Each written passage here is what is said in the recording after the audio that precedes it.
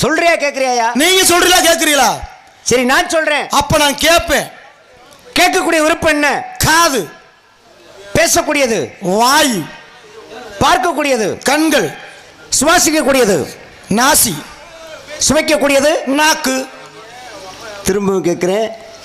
பார்க்கக்கூடிய உறுப்பு கண்கள். சுவாசிக்கக்கூடியது நாசி. சுவைக்கக்கூடியது நாக்கு. பேசக்கூடியது வாய்.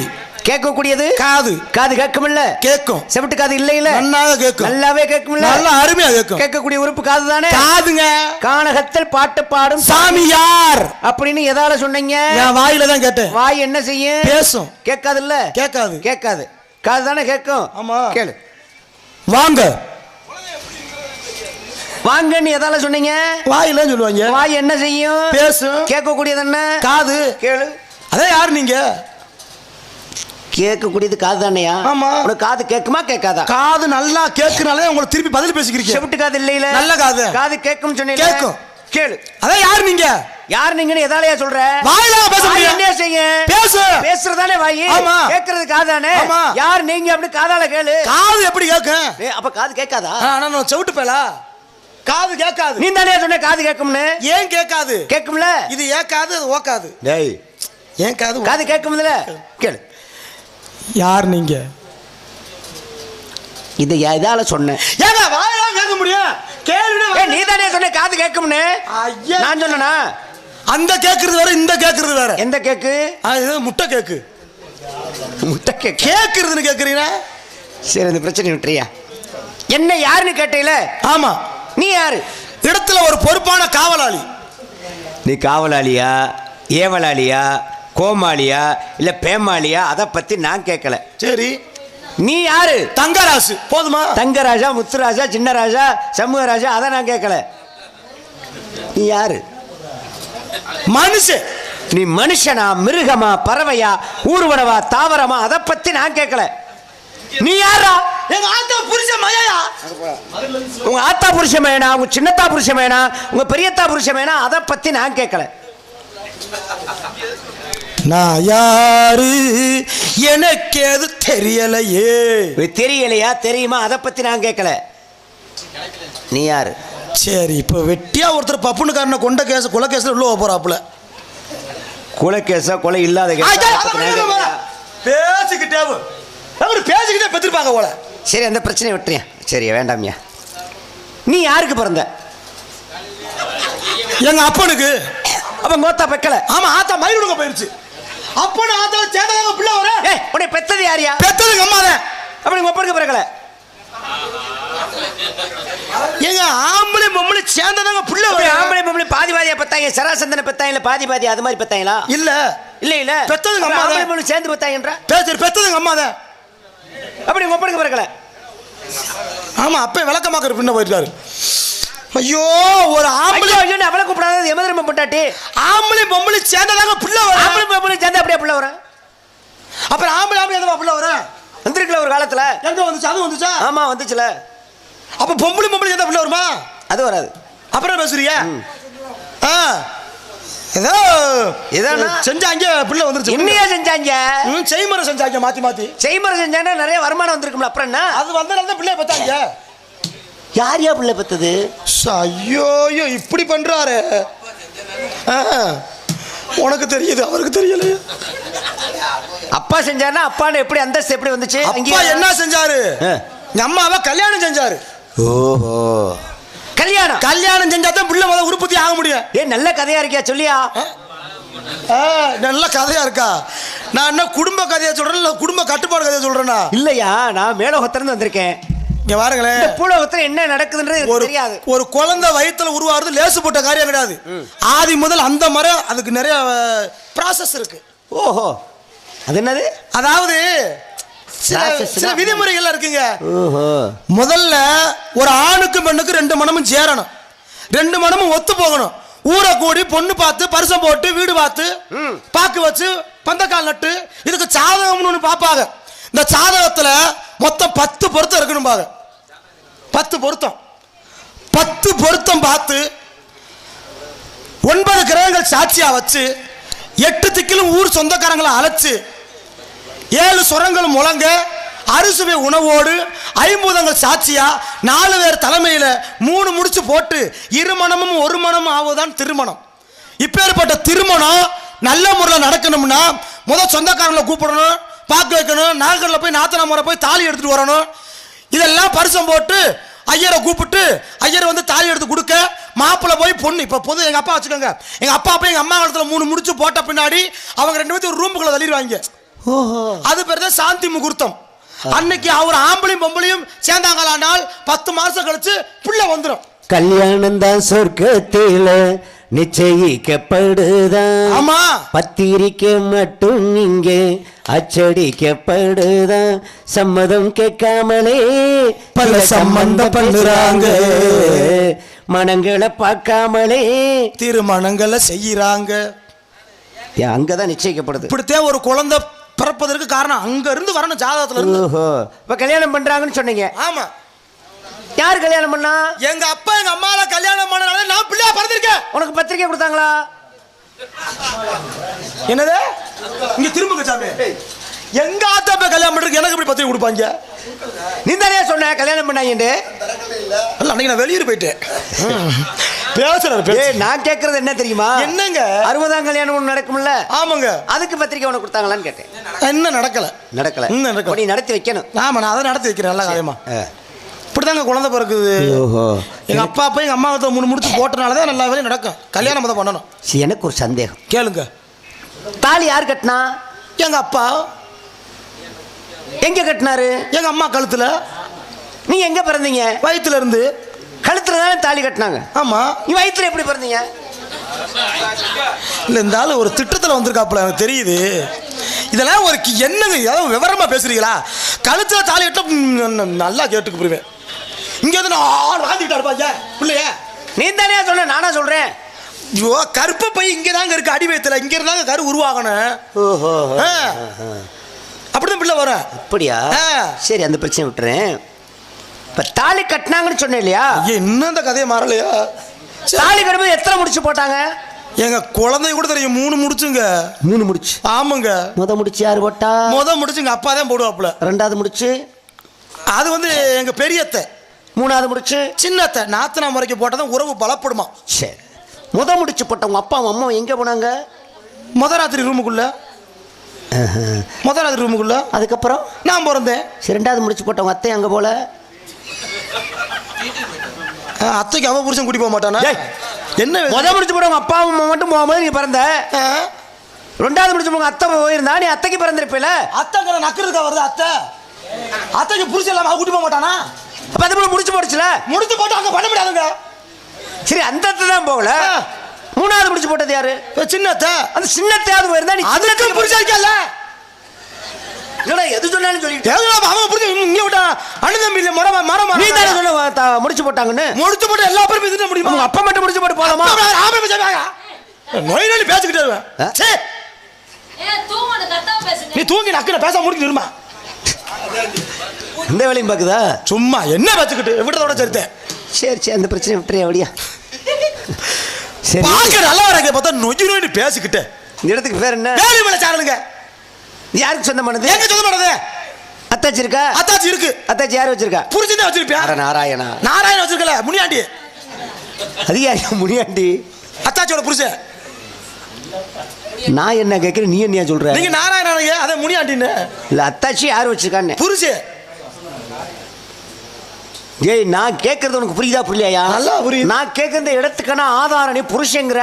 பட்டாவா? பட்டா, காட்டுப்பட்டா. காட்டுப்பட்டா அது ஏன் கிட்ட தான் இருக்கு. அது செம்பு பட்டான்னு வச்சுக்கிறோமே. இப்பதாங்க பத்திரம் எல்லாம். ஆமா, முந்தியெல்லாம் செம்பு பட்டாவுல சுண்ணாம்பு தடவினாத்தான் அந்த பட்டாவோட விவரம் எல்லாம் புரியும். அந்த செம்பு பட்டா உன்னிடம் இருந்தா அது யாரு பட்டா? ஏன் பட்டா? அதுவே மாறி என் பேருக்கு வந்துருச்சு வச்சுக்கோமே, ஒரு உதாரணத்துக்கு. சரி, அப்ப அது யாரு பட்டா? உன் பட்டா. எப்ப? பப்புடு வாயை கேட்டுக்கலாம்.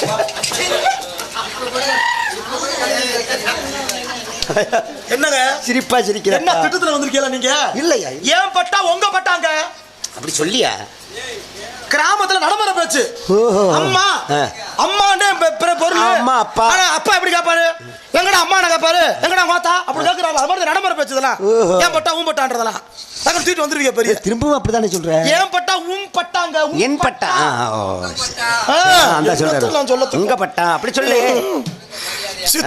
நீ இதுக்கு மட்டும் யாருக்கிட்டு வா கேட்டு கேட்டு இன்ன வரைக்கும் கிளிக்கிறப்ப விழிச்சிட்டு வாக்காந்துக்க. சரி அதே விட்டுறேன், அந்த பிரச்சனை விட்டுறியா? வேணாம்யா.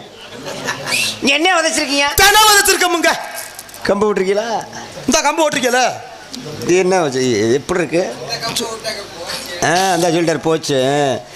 இந்த கம்பளம் இப்ப விதைக்க முடியாது, குருவி திண்டு போயிடும். சரி இது என்ன இடம்? வேள்வி மலைச்சாரல். அந்த மேட்டு பகுதிக்கு பேர் என்ன? அது மேட்டு புஞ்ச.